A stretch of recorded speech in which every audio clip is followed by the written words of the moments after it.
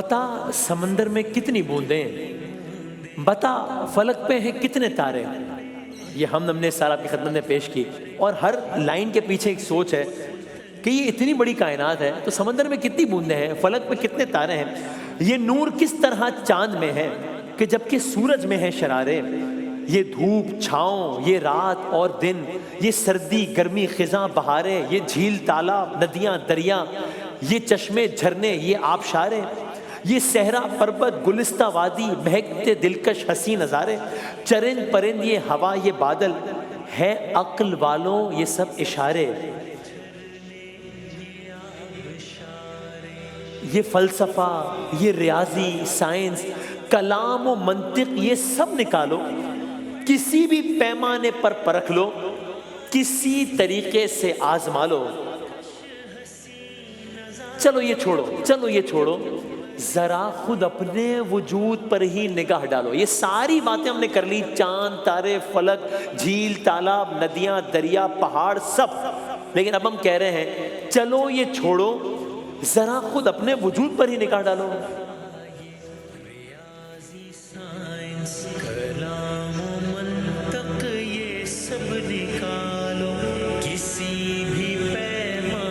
کسی بھی پیمانے پر پرکھ لو، کسی طریقے سے آزما لو.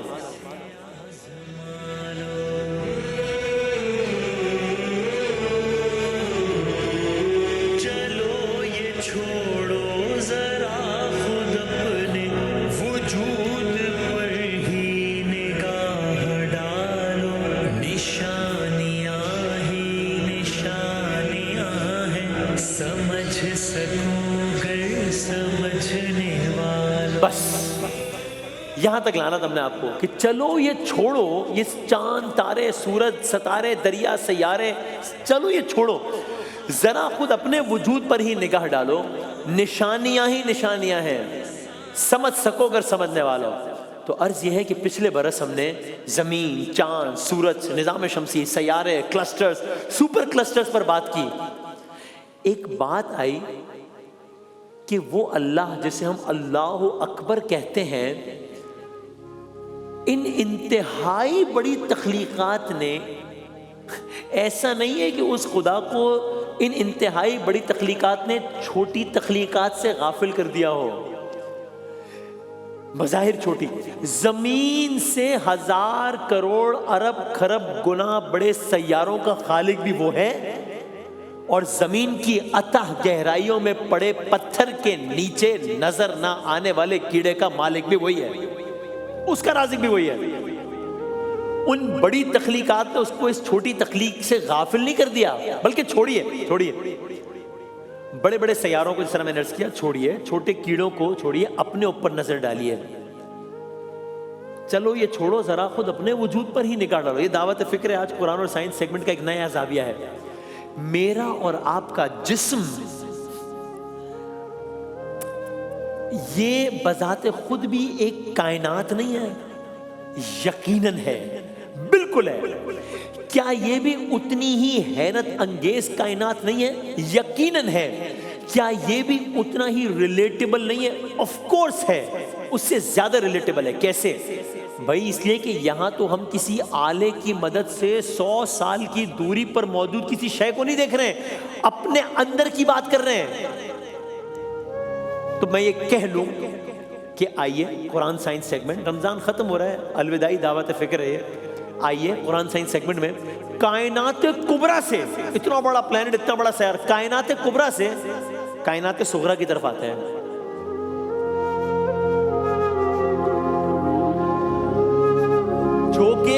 جو کہ بہت لوگوں کے بہت کے نزدیک اینڈ رائٹلی سو کائنات کبریٰ سے بھی بڑی ہے یہ کائنات. کیسے؟ آئیے جانتے ہیں. خدا بند تعالیٰ نے میرے اور آپ کے اس وجود میں کیا کیسے بنایا ہے. This is unbelievable. اور پھر ہم اس کا رب آف کورس قرآن کریم سے بھی جوڑیں گے، اور جو کچھ میں نے عرض کیا ہے اس کا بھی ہم قرآن کریم سے آگے. تو ہم ایک آیت کی طرف بڑھتے ہیں. اس آیت کو دیکھیے, اس آیت کا ترجمہ دیکھیے, اور پھر آپ حیران ہو کہ یہ تو کیا معاملہ ہے. خداوند تعالیٰ نے تو خود اس بارے میں بات کی ہے. وہ آیت کیا ہے اور اس کا ترجمہ کیا ہے؟ آیت کے ترجمے میں فرمایا, یہ سورہ فصلت کی آیت ہے, اور اس کا ترجمہ دیکھیے اور حیران ہو. ہم ان قریب انہیں اپنی نشانیاں آفاق یعنی کائنات میں, ٹھیک ہے, ہم ان قریب انہیں اپنی نشانیاں کائنات میں دکھائیں گے. اور پھر آگے کیا کہا؟ اور خود ان کے نفسوں میں اپنی نشانیاں دکھائیں گے. اللہ اکبر. ہم ان قریب انہیں اپنی نشانیاں کائنات اور پھر ان کے اپنے نفسوں میں دکھائیں گے, یہاں تک کہ ان پر ظاہر ہو جائے گا کہ یہ قرآن ہی حق ہے. انہ علی کل شیء شہید. کیا تمہارے رب کے لیے کافی نہیں ہے کہ وہ ہر چیز پر گواہ ہے؟ یہ چیلنج 1400 سال پہلے دیا جا چکا ہے, جو سائنس آج بتا رہی ہے کہ انسان کے وجود میں یہ سب کچھ ہے. 1400 سال پہلے کہا ہے کہ ہم تمہیں نشانیاں دکھائیں گے, کائنات میں بھی دکھائیں گے, تمہارے اپنے اندر بھی نشانیاں دکھائیں گے, یہاں تک کہ تم پر ظاہر ہو جائے گا کہ قرآن ہی حق ہے. یہی قرآن سائنس سیگمنٹ کا نچوڑ ہے. اسی لیے ہم نے اختتامی گفتگو کے لیے اس موضوع کا انتخاب کیا ہے. سو ایک لفظ ہے نا فی الآفاق, آفاق میں بھی نشانیاں دکھائیں گے, وفی انفسہم اپنے نفوس میں بھی دکھائیں گے. میں یہ کہہ لوں شان رمضان 2025 پچھلے سال کا آپ کو یاد ہے قرآن سائنس سیگمنٹ جب ہم سیاروں وغیرہ پہ بات کر رہے تھے, میں کہہ دوں شان رمضان 2025 سے جو 2026 تک کا سفر ہے نا, یا آپ کہہ لیں فی الآفاق سے وفی انفسہم تک کا سفر ہے.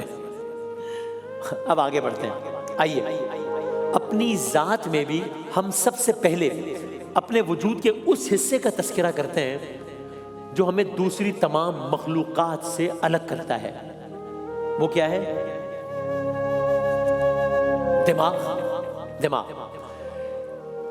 کائنات کے حیرت انگیز راز آپ نے پچھلے سال سنے تھے.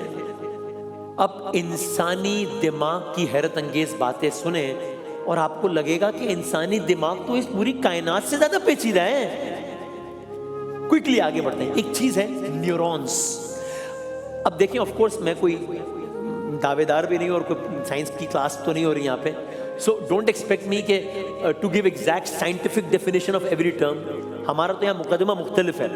ہم کائنات کی حیرت انگیز تخلیقات کے ذریعے اس کائنات کے خالق تک پہنچ رہے ہیں. تو یہ نیورونز کیا ہے؟ اگر اس کو اور سمپلیفائی کرتے ہیں, ہمارا جسم کئی سیلز سے بنا ہوا ہے, نیورونز دماغ کے سیلز ہیں. اس کا کام کیا ہے؟ سمجھ لیں کہ جیسے بجلی کے تار کرنٹ کو ایک جگہ سے دوسری جگہ تک پہنچاتے ہیں نا, ایسے ہی نیورونز دماغ کے اندر میسیجنگ کرتے ہیں, پیغام پہنچاتے ہیں. یہ پیغامات کبھی سوچ کی شکل میں ہوتے ہیں, یہ پیغامات کبھی احساس کی شکل میں ہوتے ہیں, یہ پیغامات کبھی حرکت کی شکل میں ہوتے ہیں. ذرا اس پہ ایک جھلک دیکھیے اس ویڈیو میں. Inside the brain, each neuron acts as a messenger. When a signal arrives, the cell body builds an electrical impulse and launches it down the axon. Wrapped by myelin segments, the charge leaps between nodes with remarkable speed. At the terminal, the impulse triggers the release of neurotransmitter molecules across the synapse. اب یہ عجیب پیچیدہ, اب آپ سنیں,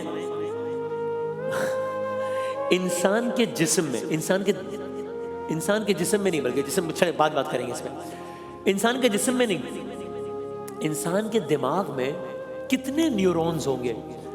ابھی کل ہم یہیں پہ کھڑے ہوئے شہد کی مکھی کی بات کر رہے تھے, تو شو کے بعد ہم یہ سیگمنٹ کے بعد بات کر رہے تھے, ہمارے جو فوٹوگرافرز اور کیمرہ مین ہیں وہ سارے حیران پریشان یہ بات کر رہے تھے کہ سیریسلی ایک مکھی کی 5 آنکھیں, پھر 5 آنکھوں میں سے 2 آنکھیں ایسی ہیں جن میں ہر آنکھ میں 3000 لینس ہے.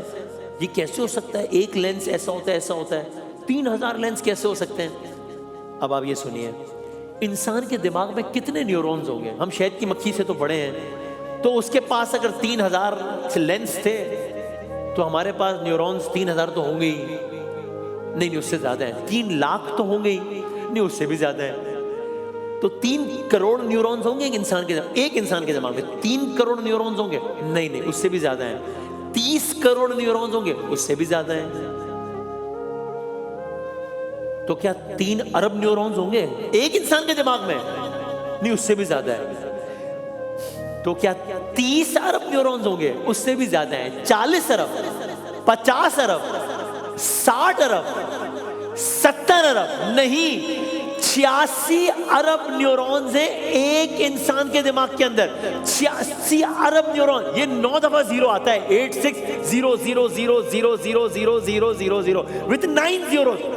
86 अरब न्यूरॉन्स है एक इंसान के दिमाग के अंदर.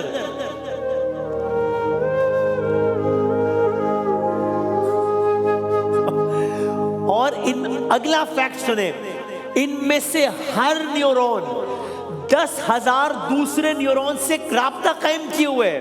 ये कितना कॉम्प्लेक्स हो गया है ना. यानी मुझे कह लेने दें कि 86 अरब न्यूरॉन्स हैं और हर न्यूरॉन दूसरे 10,000 न्यूरॉन से जुड़कर एक ऐसा नेटवर्क बनाता है जो कायनात की पेचीदा तरीन चीजों में से एक है. और आप सोचें, इस दुनिया में 8 अरब इंसान है, अगर 8 अरब लोग ये पेचीदा तरीन चीज लिए घूम रहे हैं.